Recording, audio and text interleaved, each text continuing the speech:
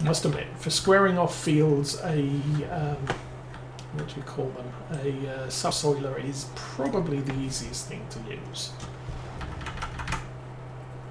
Just because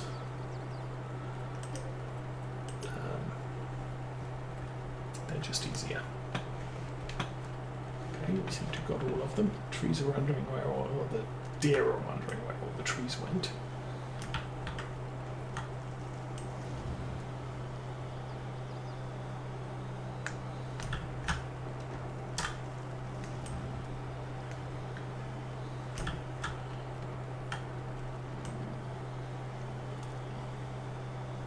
So I guess maybe the next field I do a dig through that has trees.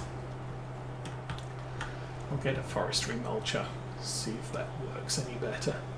It's not a piece of equipment I've really looked at deeply to figure out whether I want one or not. Plus, the aim of this series is not to do forestry. I think I'm kind of getting to the point now where I'm probably not going to do animals either. Although that said, there has been a change in Maize Plus and the animal feeding extension such that you don't automatically make a loss on sheep and pigs, which you used to. So that's a thing. Chop that one off and chop that one off. Okay, I'm going to leave these trees along the edge of the field here. I might take that one out. Okay. Kill the logs, kill the stumps. Some other logs and stumps removed. There you go. So the next step is to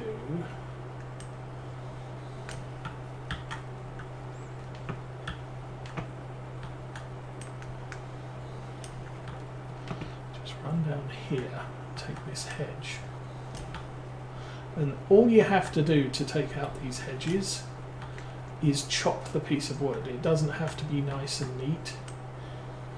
I mean, you could get up close and personal and then crouch down and then chop through it, and you end up with a longer stump or a longer piece of stick. But we're not chipping them, so I'm not too worried. I can even chop it up here. Bang, done. Big stump.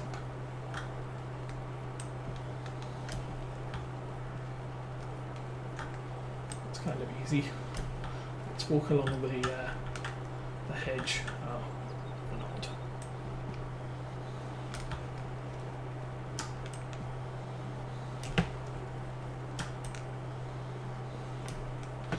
Okay. Remove logs. Yes. Remove stumps. Yes.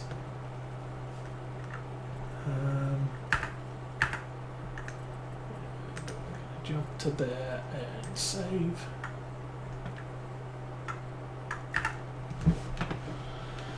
So yeah, now this is all opened up. Once this has been ploughed, the fields will be in the same state. Although half of it will get weeds and the other half won't.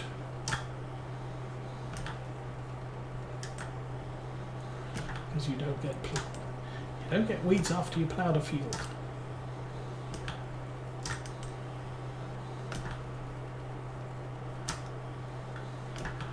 Something Dagwin forgot in his current realistic series.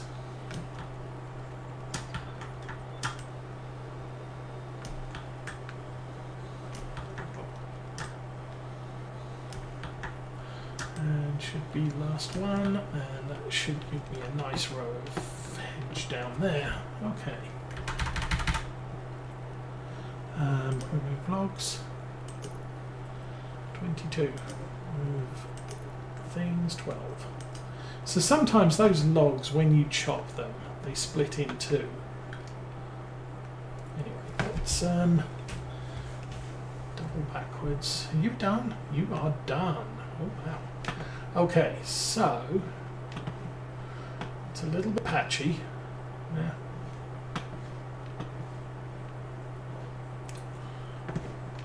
But you look in here, this is now quite clean. And I'm going to unfold, start the engine, unfold that.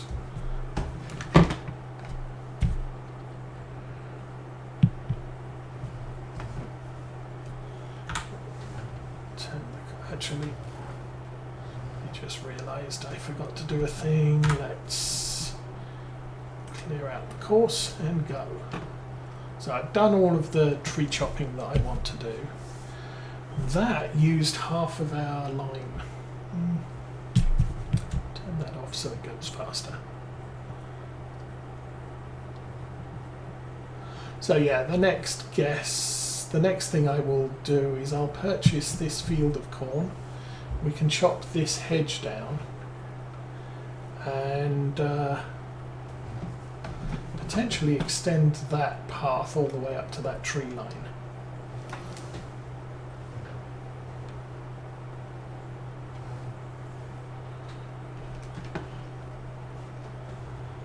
And then this will be one huge field, and the other one that we've got worked will be our second huge field, and we'll flip them between, I'm thinking, barley and maize.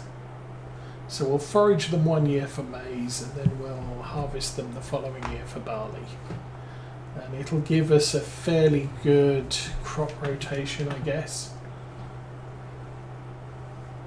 I think taking this tree line out would be a good plan, because then we'll be able to harvest all the way up to the edge, or yeah, the hedge line along the road. So anyway, that puts this field lime level, or pH, to where it needs to be.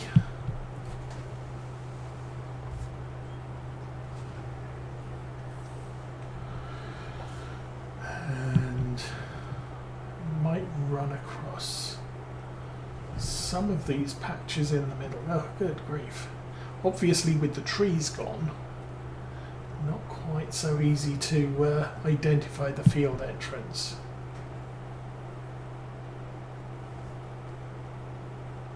I'm actually thinking later on, once we merge this into the field to our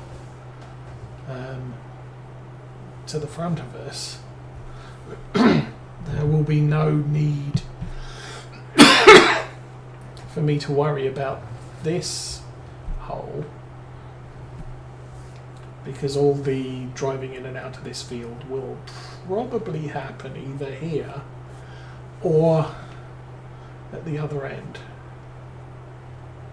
I could take that hedgerow out and just make it completely open to the farm track.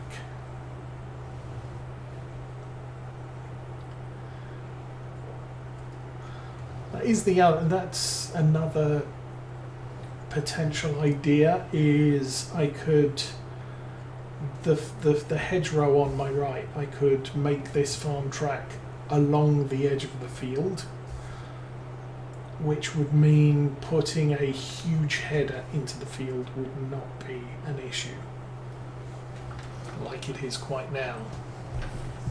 And maybe that's a consideration for when we buy a big header. That's the thing, I don't need a big harvester anymore.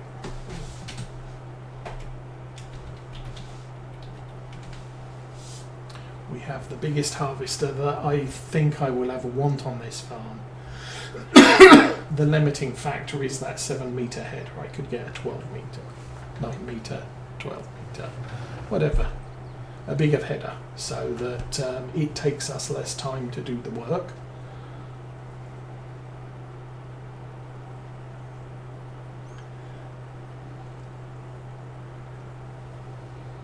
but the issue is getting in and out of the field. So we'll probably keep that small header, the folding header, so I can still get into some of those smaller fields that just aren't convenient.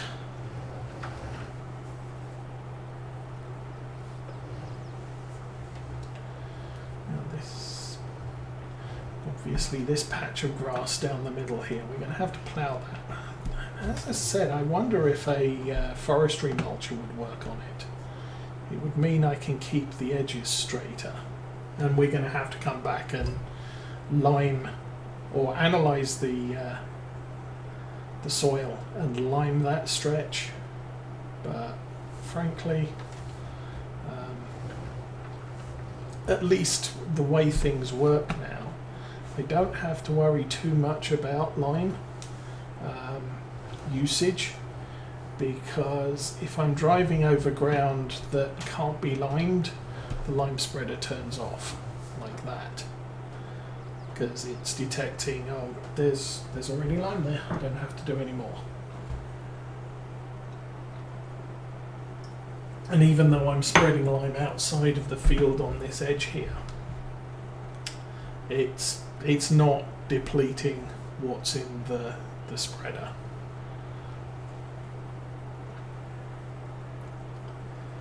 Because we have smart farming on, and precision farming, so everything is precise.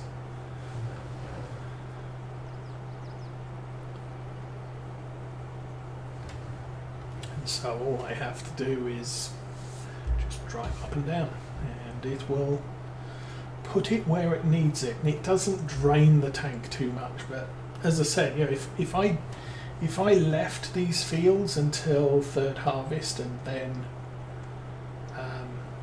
spread lime on them, we would actually need, we'd have already refilled the tank to do the other field. We'd have probably gone out with a full spreader and used 2 loads to complete that field, or at least a load and a half. And similarly with this one, this would probably have taken a load and a half to bring up to perfect lime levels. Letting that go a little bit too far to the right there. But that said, I don't think that little strip there is actually counted as bad pH level. I think the pH has evened across that line, just that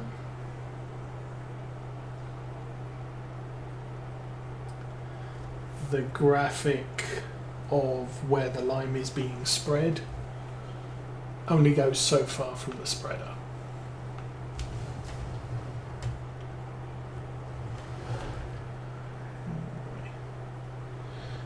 Questioning whether we'll actually get all of this field complete or not. And started a little bit too far out there. Oh, it's going to be a very high pollen count today, apparently, between all the thunderstorms locally.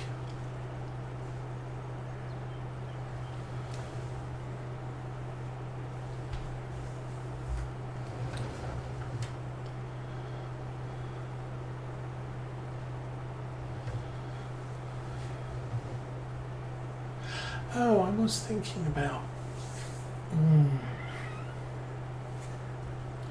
should I put a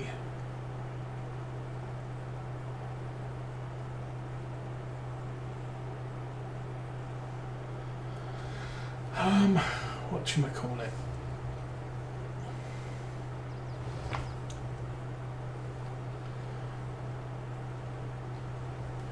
I'm thinking about maybe putting a GPS on the harvester.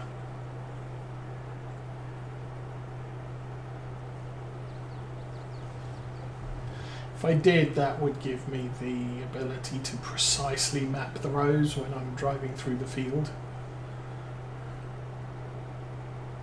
so I don't have to do consecutive rows ever. Okay, so there's a little bit there, and I'm not sure it's going to spread anything in that. I think it counts that as it's good enough.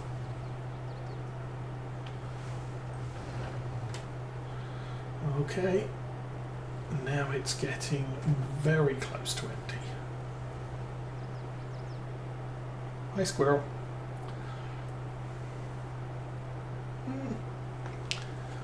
Oh, I don't know. I think we had more than 500, and this is a vanishingly small strip of ground.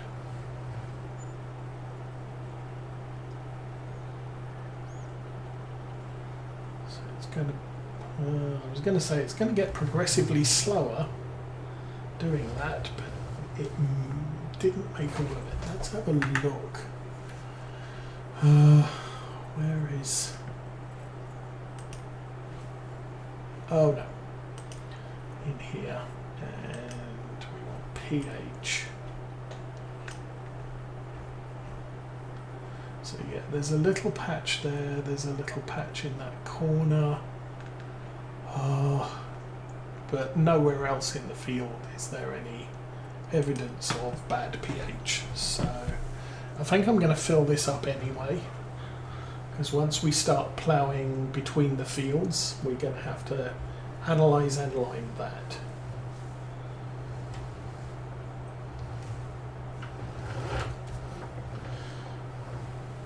I mean, part of me says I don't have to come back to this field to do those patches right now. We can do that once the ploughing's finished in the other field, and then and possibly the gap bit, or the line between the two fields has been ploughed.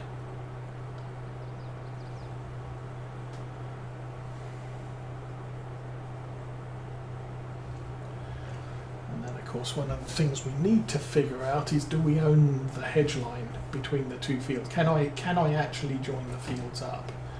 Because the farmland ownership highlight doesn't seem to join up quite right. Okay.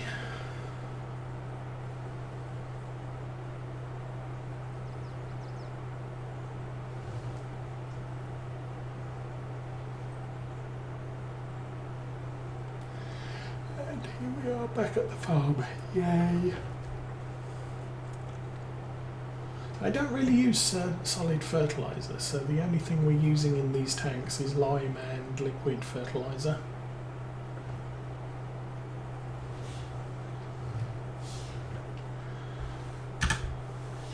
It did occur to me I could buy the BGA, which would give me access to digestate, and I could use that as a pre-nitrogenator on some of the fields when we plant them.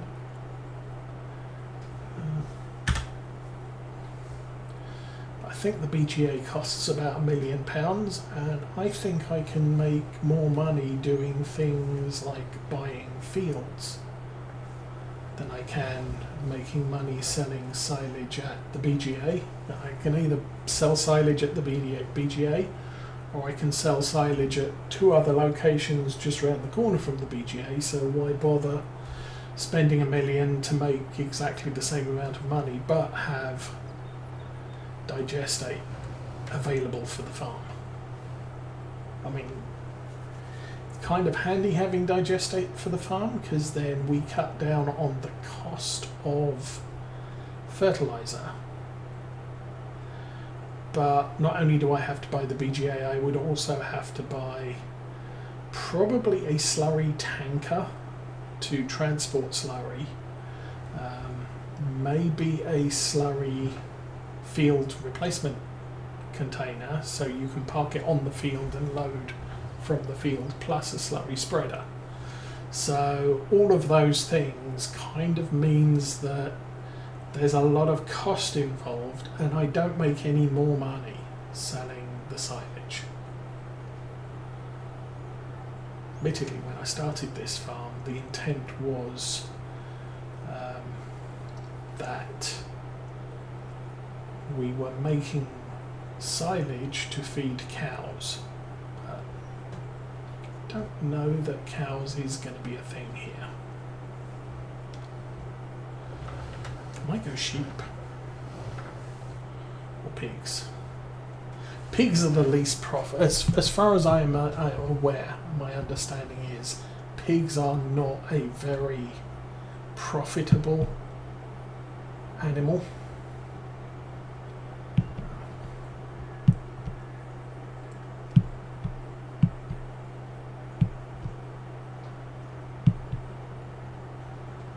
Okay, for some reason that's not turning blue, but I am seeing an increase in horsepower usage.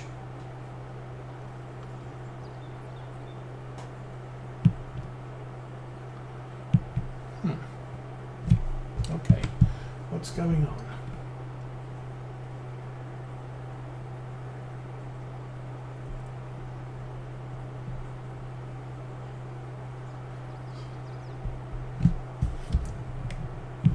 There we go.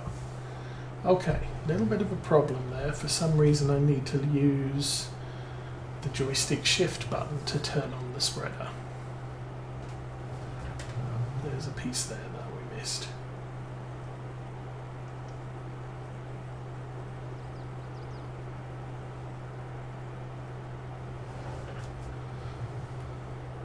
Nope. That counts as good enough.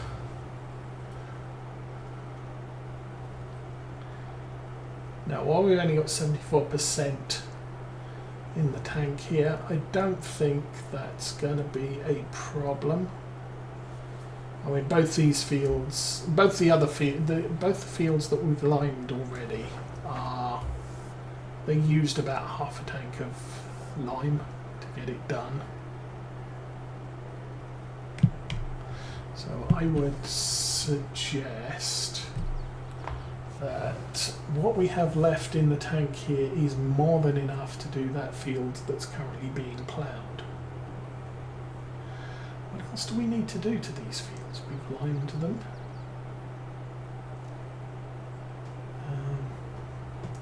We'll park that there for now. Okay, so this field's limed. That is being ploughed, and the worker says he's got 16 real-world minutes to go.